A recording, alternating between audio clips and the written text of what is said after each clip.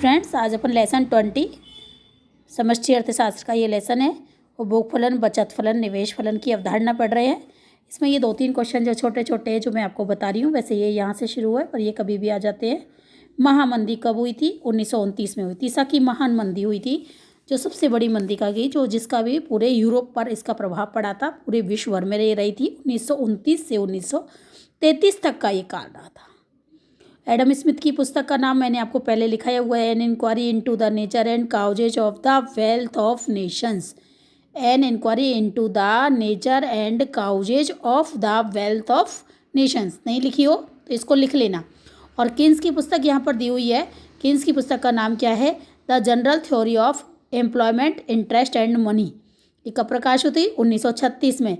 और Adam Smith की पुस्तक कब प्रकाशित हुई है? 1776 में, 1776, 1776 में हुई है। ठीक है ना। अब जो मोस्ट क्वेश्चन है वो ये है कि कीन्स का आय एवं रोजगार के सिद्धांत को समझाइए। तो और इसको अपन कीन्स के सिद्धांत को क्या कहते हैं? आय एवं रोजगार का सिद्धांत। ये अल्पकालीन सिद्धांत होता है। ठीक है ना। इसको अपन उपभोग फलन के बारे में समझाने हैं। आपसे पूछता है वो उपभोग फलन को समझाइए या उपभोग फलन की मनोवैज्ञानिक अवधारणा को समझाइए, तो वो यही है।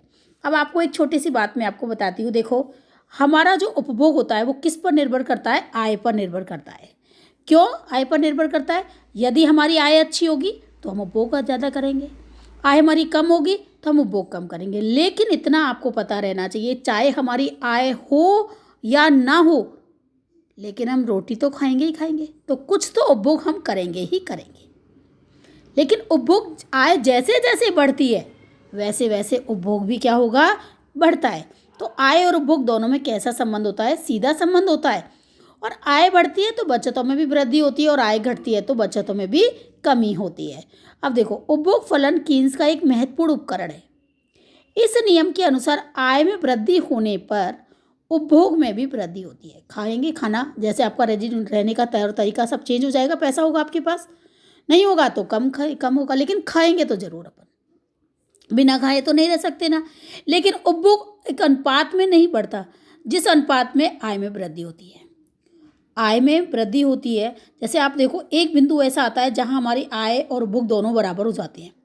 लेकिन उसके बाद भी यदि हमारी आय ₹1,00,000 हो गई तो अब उपभोग कहाँ होगा? सब कुछ तो हम खरीद चुके ना, फिर हम फालतू में मॉल जाएंगे, ये खरीद लेंगे, वो खरीद लेंगे, लेकिन इतना नहीं खरीदेंगे, जो मैं भी इसको एक डायग्राम के द्वारा आपको बताऊंगी। तो यानी, लेकिन क्या होता है? आय में वृद्धि होती है तो उपभोग में भी वृद्धि होती है, लेकिन उपभोग में उस अनुपात में वृद्धि नहीं होती है जिस अनुपात में आय में वृद्धि होती है। अतः आय बढ़ने पर उपभोग में वृद्धि के साथ साथ हम क्या करते हैं? बचत भी करते हैं। जहाँ हमारे पास 100 रुपये थे तो 40 रुपये हमने खाने पर खर्च किए। वो तो हम 40 रुपये तो खाएंगे ही खाएंगे, चाहे हमारी आय हो या नहीं हो, रोटी सब्जी तो खाएंगे। उसके बाद हम थोड़ा सा और अच्छे से कर देंगे, यानी 80 रुपये खर्च कर देंगे, और 20 रुपये को अपन क्या करेंगे? बचत करेंगे। इसको डायग्राम के द्वारा आप अच्छे से समझेंगे। अतः आय बढ़ने पर उपभोग बढ़ता है तथा आय घटने पर उपभोग घटता है। उपभोग किस पर निर्भर करता है? अपनी डिस्पोजल इनकम, प्रयोज्य आय पर निर्भर करता है। क्योंकि आय ज़्यादा है तो खर्च भी ज़्यादा करेंगे, और आय कम है तो खर्च भी कम करेंगे। उपभोग फलन का जो गणितीय सूत्र है वो C=F और YD। C का मतलब है उपभोग, और Y का मतलब है फलन, और YD का मतलब है प्रयोज्य आय। तो इसका जो गणितीय सूत्र है वो ये है। उपभोग फलन का एक सरल रेखा के द्वारा भी अपन इसको क्या करते हैं? समझाते हैं। तो इसको सरल रेखा के द्वारा, इसका जो सूत्र है वो क्या है? C=A+B डॉट, यहाँ पर डॉट लगेगा, A+B.YD। इसका मतलब है उपभोग, हमारा संतुलित उपभोग ज्ञात करने का ये सूत्र है। A का मतलब होता है न्यूनतम उपभोग, और B का मतलब होता है सीमांत उपभोग प्रवृत्ति। जो भी आप आगे समझोगे तभी आपको ये समझ में आएगा। और YD का मतलब होता है प्रयोज्य, और यहाँ पर डॉट लगेगा। इसका मतलब अपन को क्या करना पड़ेगा? मल्टीप्लाई करना पड़ेगा। ठीक है। अब आपको मैं इसको एक बात बताती हूँ। जैसे अभी मैंने आपको बताया है, इसमें C=, बताया हुआ है। C का मतलब संतुलित उपभोग, A का मतलब स्वायत्त उपभोग, यानी कि न्यूनतम उपभोग, जो कम से कम अपन को 40 रुपये तो खर्च करना ही है, चाहे आय है या नहीं है। और B का मतलब होता है सीमांत उपभोग प्रवृत्ति, और सीमांत उपभोग प्रवृत्ति को इंग्लिश में कहते हैं मार्जिनल प्रोडक्टिविटी यानी आपको सीमांत का मतलब है मार्जिनल, उपभोग का मतलब कंज्यूमर और प्रोडक्टिविटी। सीमांत उपभोग प्रवृत्ति को शॉर्ट रूप में कहेंगे एमपीसी। और वाईडी का मतलब प्रयोज्य है, जो आप पहले समुच्चय में पढ़े हो। प्रयोज्य अपने कैसे निकालती थी, डिस्पोजल इनकम, जिसमें अपन ने पीआई में से टैक्स को घटा दिया था, तब अपन का निकल गया था। अब अपन को ये एमपीएस एमपीसी ये दोनों ज्ञात करने पड़ेंगे। यहाँ पर अपन एमपीसी ज्ञात कर रहे हैं, तो एमपीसी सीमांत उपभोग प्रवृत्ति ज्ञात करने के लिए अपने को उपभोग में परिवर्तन अपॉन आय में परिवर्तन द्वारा ज्ञात करेंगे। उपभोग में परिवर्तन डेल्टा सी और आय में परिवर्तन डेल्टा वाई, इसके द्वारा अपन क्या निकालेंगे, इसको एमपीसी निकालेंगे। ठीक है। अब आपको ये जो है आपका एक सीमांत उपभोग प्रवृत्ति है, जैसे आपको ये डायग्राम दिया हुआ है, ये आपकी आय शून्य भी हो सकती है और आय धीरे धीरे ये क्या हो रही है, बढ़ रही है, बढ़ रही है। और आय ज्ञात करने का सूत्र क्या है आपका, सी प्लस एस। सी का मतलब उपभोग, जैसे आपको 400 रुपये तो आप खर्च करते हो और 100 रुपये बचत कर लेते हो, आपकी इनकम कितनी है, 500 रुपये। तो सी प्लस एस ज्ञात करेंगे तो अपनी क्या हो जाएगी, अपनी आय ज्ञात हो जाएगी। सी प्लस एस ज्ञात करेंगे तो अपनी क्या आ जाएगी, आय ज्ञात हो जाएगी। ये अपनी जो 45 डिग्री का कोण बनाता हुआ है वो अपनी आय का डायग्राम है। ठीक है ना। ओ एक्स अक्ष है, यहाँ पर अपन ने आय लिखी है 100, 200, 300, 400, 500, 600 ऐसे। और ओ वाई अक्ष है, इस पर अपन ने क्या लिखा है, उपभोग लिखा है, जिसमें 50, 100, 150, 200 ऐसे करके अपन ने इसको 500 तक लिखा हुआ है। और जो 45 डिग्री का कोण बनाता है वो क्या है आपका, 45 डिग्री का कोण बनाता हुआ ये आय है। ठीक है ना। अब ये जो है सी, जैसे कि यहाँ से ये आपका ये वक्र ऐसे जाएगा, ये सी है यानी उपभोग है। और संतुलित उपभोग ज्ञात करने का सूत्र मैंने आपको अभी बताया था। संतुलित उपभोग ज्ञात करने का सूत्र है C is equal to A plus B dot Y D. Y भी लिख सकते हैं और वाई डी का डिस्पोजल इनकम ऐसे भी लिख सकते हैं। ठीक है ना। अब दोनों एक दूसरे को ई बिंदु पर काटते हैं जहाँ साम्य का निर्धारण होता है, यानी कि 100 रुपये तो हमारा खर्चा है यहाँ पर और 100 ही रुपये हमारी क्या है, यानी आय है। ठीक है ना। यहाँ पर जैसे कि अपनी न्यूनतम ब्रेक इवन पॉइंट हो गया, जैसे कि यहाँ पर अपन टच करेंगे, इस तरह से आप डायग्राम बनाओगे ना, तो जैसे इसको यहाँ से ले लेना तो ये 150 रुपये हो जाएगी। तो 150 रुपये इनकम, 150 रुपये खर्चा हो गया। 150 रुपये यहाँ पर यहाँ से ये बनना चाहिए, ये ऐसे जाना चाहिए था ये डायग्राम। ठीक है ना। और आप बना लेना। ठीक है। अब आप एक चीज़ मैं आपको बताती हूँ इसमें। अब आप ये देख रहे हो, जब आपकी आय कैसी है, शून्य है, आपकी आय कैसी है, शून्य है। आप ये डायग्राम वैसे सही है, मैं आपको यहाँ से बताती हूँ। आपकी आय शून्य है तो भी अपन कितने रुपये का खर्चा कर रहे हैं, 100 रुपये का खर्च कर रहे हैं। ये आपकी आय कैसी है, शून्य है, तब आप खर्चा कितने का कर रहे हो, 100 रुपये का। ठीक है ना।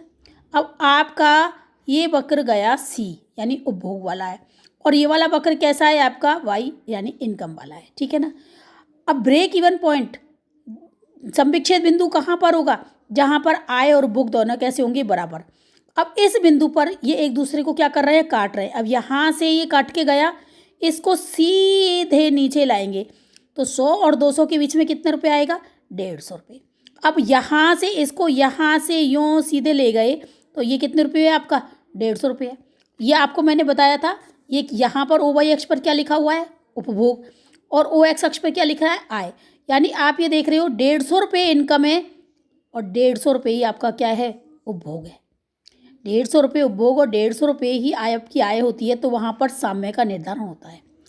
अब इस बिंदु से पूर्व की स्थिति आप देख रहे हो, आय तो कैसी है अपनी, कम है, ये आय वक्र है, ये आय वक्र जा रहा है या नहीं जा रहा है, आय तो अपनी कैसी है, कम, और उपभोग कैसे हैं, ज़्यादा है, क्योंकि उपभोग सी वक्र जा रहा है।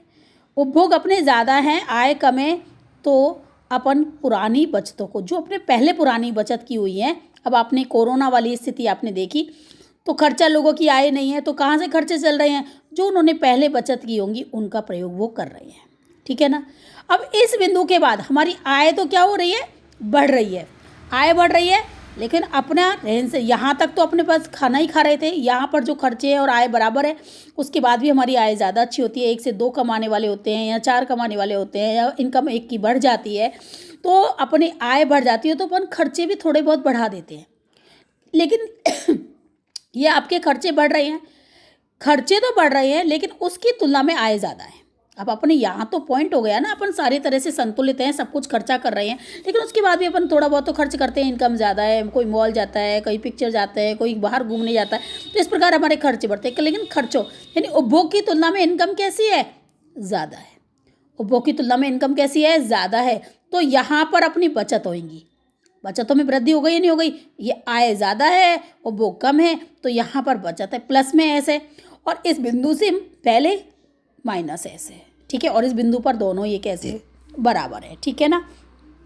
तो सीमांत उपभोग प्रवृत्ति, आय में परिवर्तन के तहत उपभोग में जो परिवर्तन होता है, यहाँ है ना, आय में परिवर्तन के तहत उपभोग में जो परिवर्तन होता है, आय में बढ़ रही है तो उपभोग बढ़ रहा है, आय में कमी हो रही है, उपभोग कम हो रहा है। तो उस जो परिवर्तन होता है उसे अपन क्या कहते हैं? सीमांत उपभोग प्रवृत्ति कहते हैं। उपभोग फलन यह बताता है कि आय का स्तर शून्य के बराबर होने पर भी एक व्यक्ति कुछ ना कुछ उपभोग करता है। यह स्वायत्त उपभोग यानी कि न्यूनतम उपभोग कहलाता है। अभी मैंने आपको समझाया था, मुझे समझ में आ गया होगा। उपरोक्त चित्र में ओ एक्स अक्ष पर आय और वाई अक्ष पर उपभोग को दर्शाया गया है।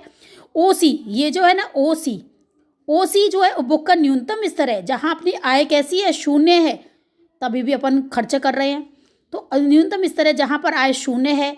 सीसी रेखा की ऊपर की ओर बढ़ती जाती है, जो कि आय बढ़ने के साथ साथ कैसी होती जाती है? बढ़ती जाती है। ए बिंदु पर संवीक्षित बिंदु है, ब्रेक इवन पॉइंट है, जहाँ पर आय तथा उपभोग दोनों कैसे हैं? बराबर है। क्यू बिंदु के पश्चात आय भी बढ़ती है, उपभोग भी बढ़ता है, किंतु उपभोग की तुलना में आय अधिक बढ़ती है, जिससे बचत होती है। अतः क्यू बिंदु से पहले बचत ऋणात्मक होती है और क्यू बिंदु के पश्चात बचत कैसी होती है? धनात्मक होती है। आपको समझ में आ गया होगा। उसके बाद अब मैं उपभोग प्रवृत्ति और उसको समझाऊंगी। पहले इतना ही आपको अच्छे से समझना है और करना है।